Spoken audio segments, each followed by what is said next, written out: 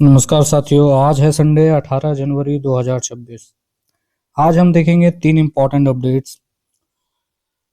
बड़ा international news, HDFC bank का Q3 results और daily one term of stock market. आज हम लोग देखेंगे support and resistance.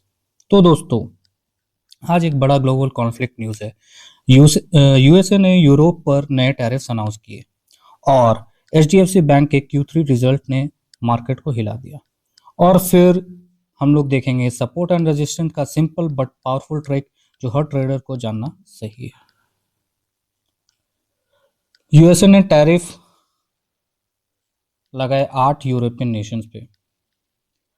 US president Donald Trump ने अनाउंस किए हैं कि 8 यूरोपियन देशों पर इंपोर्ट टैरिफ लगाए जाएंगे क्योंकि ये देश ग्रीनलैंड इशू पे यूएस का मूव को अपोज कर रहा है। ठीक है, तो हम लोग देख सकते हैं यहाँ पे कि मनी कंट्रोल का वेबसाइट पे हम लोग चेक कर रहे हैं। Trump imposes 10% tariff on European countries over Greenland opposition. ठीक है, ये रहा। ठीक है, टैरिफ कब से लागू होंगे? 1/5/2026 से 10% टैरिफ लागू होंगे। किन किन देशों पे लगेंगे? Denmark, Norway, Sweden, France, Germany, UK, Netherland and Finland पर लागू होंगे। फिर ट्रंप ने बोला कि अगर ये फिर भी ना माने तो 1 जून से 25% तक भी बढ़ जाएगा टैरिफ, जब तक ग्रीनलैंड का डील फाइनलाइज नहीं होता है। ऐसा क्यों कर रहे हैं? क्योंकि यूएस का कहना है कि ग्रीनलैंड स्ट्रेटेजिक इंपॉर्टेंस है नेशनल सिक्योरिटी और आर्टिक कंट्रोल के लिए। यूरोप इसको अपोज कर रहा है, इसलिए यूएस ने ये मूव किया है। यूरोपियन लीडर ने स्ट्रॉन्ग क्रिटिसाइज किया है और बोला है कि ये रिलेशन को नुकसान पहुंचाता है। ठीक है, मतलब ओवरऑल वर्ल्ड लीडर्स का इनसे बोलना चाह रहे हैं कि ये जो स्पेसिफिक जो टैरिफ के अगेंस्ट लगाए हैं, इम्पोज किए हैं ग्रीनलैंड पे और यूरोपियन कंट्रीज पे, क्योंकि ये लोग मान नहीं रहे हैं कि क्योंकि रशिया और चाइना चाहते हैं कि आपका यहाँ पे कंट्रोल करना, और इसी के अगेंस्ट पे ग्रीनलैंड खड़ा हो रखा है। तो सिंपल एक्सप्लेनेशन क्या है कि यूएसए बोल रहा है कि ग्रीनलैंड हमको दो, तब तक हम टैक्स बढ़ाएंगे। वर्ल्ड न्यूज़ में ये बड़ी डील बन गई है। तो चलिए दोस्त, हम लोग देखते हैं आज एचडीएफसी बैंक Q3 रिजल्ट। ठीक है, तो जैसे हम लोग देख पा रहे हैं कि एचडीएफसी बैंक Q3 रिजल्ट 11.5% के Y O Y year to year आपका 11.5% से ग्रोथ किया है। फिर येस बैंक ने भी अपना नेट प्रॉफिट 55% के Y O year to year आपका ग्रोथ किया है। आरबीएल बैंक भी Q3 रिजल्ट जो आई है वो भी नेट प्रॉफिट 5.5x बनाई है। ठीक है, आईसीआईसी बैंक का 4% से ईयर ऑन ईयर का ग्रोथ आपका गिरा है। ठीक है, तो ये 4 बैंक है जिसमें से सबसे बड़ी एचडीएफसी है। तो एचडीएफसी ग्रो की है तो मार्केट भी ग्रो करेगी। ठीक है, तो एचडीएफसी बैंक का Q3 जो रिजल्ट आया उसमें नेट प्रॉफिट 18,650 प्लस करोड़ था।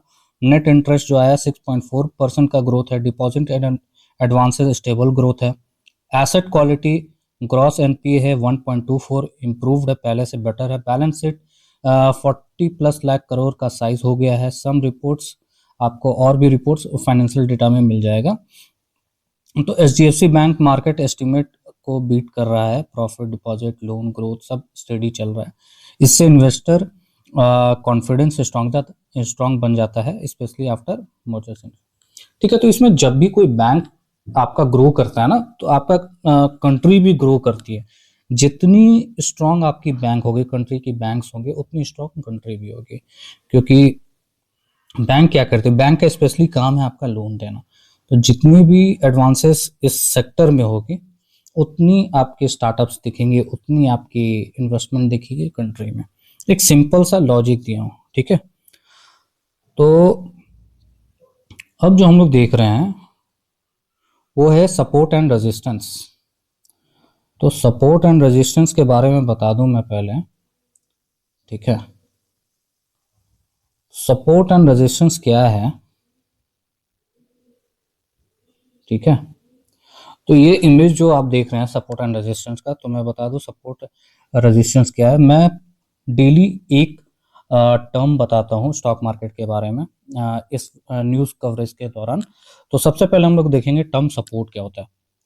तो सपोर्ट वो एरिया होता है जहां से, ठीक है, जहां से प्राइस का डाउनफॉल रोकता है। जैसे इस इमेज में आप देख रहे हैं यहाँ पे कि प्राइस ऊपर गया, फिर एक सपोर्ट है यहाँ पे इस लेवल पे, तो इस लेवल पे आकर ये रुका, यहाँ पे टच किया, फिर वापस वो गया, ठीक है, ऊपर गया। तो इस जोन को, ये जो जोन बार बार टच कर रहा है, इसको बोलते हैं सपोर्ट लेवल, जहां से प्राइस नीचे गिरने के बाद ऊपर आएगा। जैसे यहाँ पे लिखा हुआ level where the price tends to find a support as it falls. तो क्या है कि प्राइस लेवल जहां से स्टॉक प्राइस डाउनफॉल रोकता है और बाउंस बैक मिलता है, ठीक है, वो लेवल सपोर्ट है।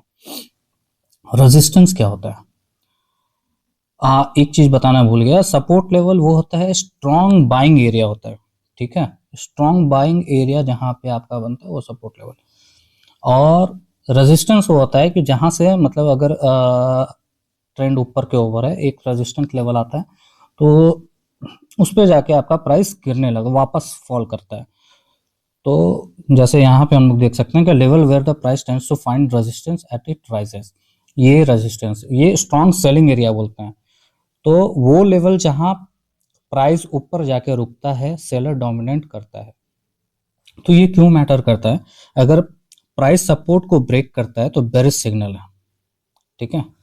अगर ये चीज आप देख लीजिए कि प्राइस अगर सपोर्ट को तोड़ता है, ये सपोर्ट लेवल है, यहाँ पे आके बार बार ऊपर जा रहा था, अगर ये तोड़ता है, नीचे की तरफ आता है, तो ये बेरिश सिग्नल है, मतलब तगड़ा नीचे जाएगा, ठीक है। और यही रेजिस्टेंस लेवल क्या है कि रेजिस्टेंस लेवल को अगर यहाँ पे क्या करता है कि मार्केट अब इसको तोड़ दिया, तोड़ के ऊपर चला गया, तो ये तोड़ के अगर ऊपर चल गया तो वो बुलिश, रेजिस्टेंस को तोड़ेगा तो बुलिश हो जाएगा, सपोर्ट को तोड़ेगा तो आपका बेरिश हो जाएगा, ठीक है।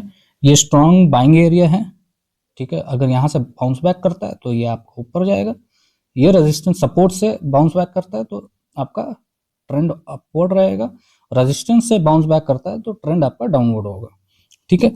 यही चीज आपका सपोर्ट एंड रेजिस्टेंस है।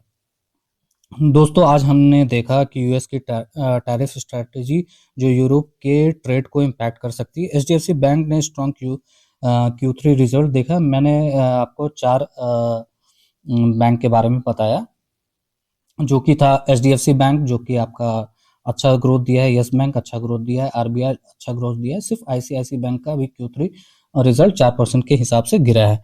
और एक easy support and resistance trick जो हर ट्रेडर को पता होना चाहिए, तो लाइक सब्सक्राइब बेल दबाओ, हर रोज मार्केट और finance news with a simple term. Comment में बताओ तुम्हारा फेवरेट पार्ट कौन सा था। तो थैंक यू, मिलते हैं फिर कल।